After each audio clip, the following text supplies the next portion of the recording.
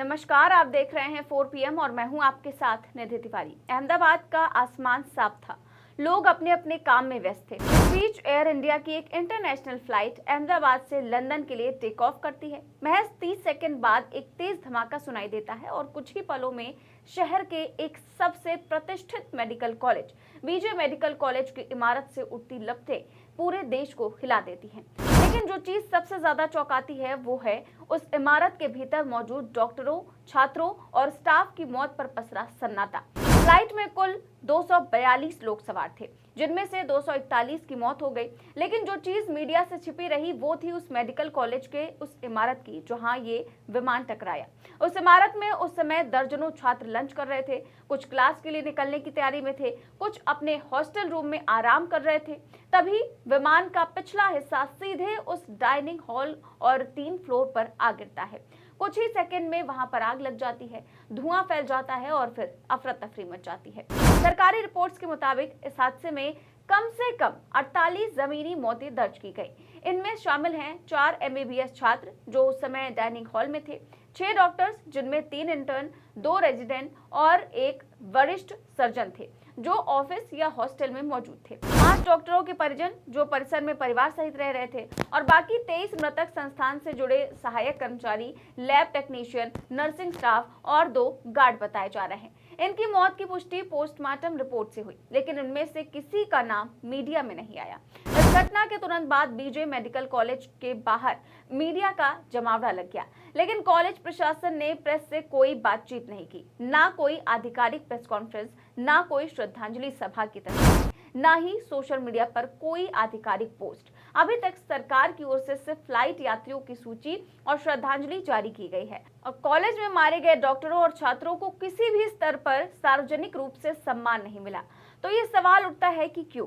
क्या इसलिए कि ये मौतें फ्लाइट में नहीं जमीन पर हुई? क्या इसीलिए कि कोई प्रशासनिक चूक उजागर ना हो, या फिर इसलिए कि सरकार कुछ छिपाना चाहती है? इस सवाल का जवाब तो सरकार के पास ही है, लेकिन जिस तरह इस घटना ने पूरे देश को झकझोर कर रख दिया है, इसे लेकर अब इस मामले में 2 डॉक्टरों ने CJI को पत्र लिखा है। इसमें CJI से स्वतः संज्ञान लेते हुए कार्रवाई की मांग की गई है। डॉक्टरों ने आग्रह किया है कि सुप्रीम कोर्ट इस घटना का स्वतः संज्ञान लेते हुए केंद्र सरकार को निर्देश दे कि वो फ्लाइट में सवार लोगों के साथ साथ मेडिकल कॉलेज में मारे गए लोगों को भी जल्द से जल्द मुआवजा दे। उन्होंने विमान दुर्घटना के कारणों का पता लगाने के लिए गहन जांच की भी मांग की। डॉक्टर सौरभ कुमार और डॉक्टर ध्रुव चौहान ने वकील सत्यम सिंह राजपूत के माध्यम से एक पत्र याचिका दाखिल की है। याचिका में कहा गया है कि सुप्रीम कोर्ट केंद्र सरकार को निर्देश दे कि वो फ्लाइट में सवार लोगों के साथ साथ बीजे मेडिकल कॉलेज के रेजिडेंट डॉक्टरों को भी 50 लाख का अंतरिम मुआवजा दे। साथ ही कहा गया है कि कोर्ट इस हादसे को लेकर केंद्र को हाई लेवल कमेटी के गठन का निर्देश दे। इस कमेटी में सुप्रीम कोर्ट और हाई कोर्ट के रिटायर्ड जजों, एविएशन एक्सपर्ट और मुआवजे की रकम के सही निर्धारण के लिए बीमा और आर्थिक मामलों के जानकारों को शामिल किया जाए। कोर्ट संबंधित अथॉरिटी को हादसे की वजह से विस्तृत जांच कर उचित कदम उठाने का निर्देश दे, ताकि फिर ऐसे हादसे ना हो। तो भले ही मेडिकल कॉलेज प्रशासन ने अपने लोगों की परवाह ना की हो, भले ही सरकार ने इनका जिक्र ना किया हो, लेकिन उन मृतक डॉक्टरों के सहयोगी जो डॉक्टर हैं, उन्होंने सीधे सुप्रीम कोर्ट से गुहार लगाई है। लेकिन यहाँ गलती केवल मेडिकल कॉलेज प्रशासन और सरकार की ही नहीं दी जा सकती, बल्कि मीडिया ने भी इस हादसे को जिस तरह से कवर किया वो भी सवालों के घेरे में है। कई चैनलों ने यात्रियों की प्रोफाइलिंग की, एक ब्रिटिश नागरिक की प्रेम कहानी, एक बिजनेस क्लास महिला की आखिरी कॉल, एक युवा लड़की की लास्ट इंस्टा स्टोरी सब दिखाई गई। लेकिन अस्पताल में कार्यरत एक जूनियर डॉक्टर की मौत, एक छात्र जो अपनी MBBS की अंतिम परीक्षा की तैयारी कर रहा था, एक लैब टेक्नीशियन जो सिर्फ 3 महीने पहले ही भर्ती हुआ था, क्या इनकी कोई कहानी नहीं होगी? क्या इनकी जान की कीमत कम थी? जबकि हादसे के 1 हफ्ते बाद भी मेडिकल कॉलेज के तमाम छात्र सदमे में, वो पोस्ट ट्रॉमेटिक स्ट्रेस डिसऑर्डर के शिकार हो गए हैं। एक रेजिडेंट डॉक्टर ने कहा है कि हम खाना खाने से डरते हैं, धुएं की हल्की सी गंध आती है कि हम भाग खड़े होते हैं। कई छात्रों को काउंसलिंग दी जा रही है, लेकिन कॉलेज अब भी मीडिया से कटा हुआ है और खामोश है। एम्स, RDA, फोमा, MA जैसी मेडिकल एसोसिएशंस की ओर से इस पर कोई ठोस बयान नहीं आया है। कुछ ने आंतरिक मेल भेजे हैं, लेकिन सार्वजनिक बयान या श्रद्धांजलि सभा नहीं की गई। ये एक चिंताजनक संकेत है कि जब खुद मेडिकल बिरादरी अपने साथी डॉक्टरों के लिए आवाज नहीं उठाती तो फिर सरकार से क्या उम्मीद की जा सकती है? क्या ये चुप्पी इस बात की गवाही है कि सरकार या प्रशासन कुछ छुपा रहे हैं? हमारी ये रिपोर्ट सिर्फ एक खबर नहीं बल्कि एक सवाल है और एक जन चेतावनी भी। हम मांग करते हैं कि मारे गए सभी मेडिकल छात्रों, डॉक्टरों और स्टाफ की सूची सार्वजनिक की जाए। दूसरा, बीजे मेडिकल कॉलेज में एक औपचारिक श्रद्धांजलि सभा हो जिसमें सरकार का कोई प्रतिनिधि भी शामिल हो। तीसरा, फ्लाइट दुर्घटना में ग्राउंड कैजुअलिटीज को भी राष्ट्रीय आपदा पीड़ित के दर्जे में जोड़ा जाए। और चौथा, अगर कॉलेज प्रशासन पर चुप्पी का दबाव था तो वो सार्वजनिक किया जाए, क्योंकि 38 जिंदगियां, 38 सपने जो चुपचाप राख में बदल गए। उन्होंने फ्लाइट नहीं पकड़ी थी, लेकिन मौत ने उन्हें वहीं पकड़ लिया जहां वो डॉक्टर बनने का सपना देख रहे थे। हम उनका नाम नहीं जानते, शायद उनका चेहरा भी नहीं देखने को मिलेगा, लेकिन हम उन्हें भूल गए तो ये अन्याय होगा। तो इसी को ध्यान में रखते हुए शायद उन 2 डॉक्टरों ने सुप्रीम कोर्ट में याचिका लगाई है। तो देखते हैं कि सीजेआई याचिका स्वीकार करते हैं नहीं, और सुप्रीम कोर्ट में इस मामले को लेकर के क्या कार्रवाई होती है, क्या सरकार को नोटिस जारी किया जाता है, या जो कुछ भी होगा ये तो वक्त ही बताएगा।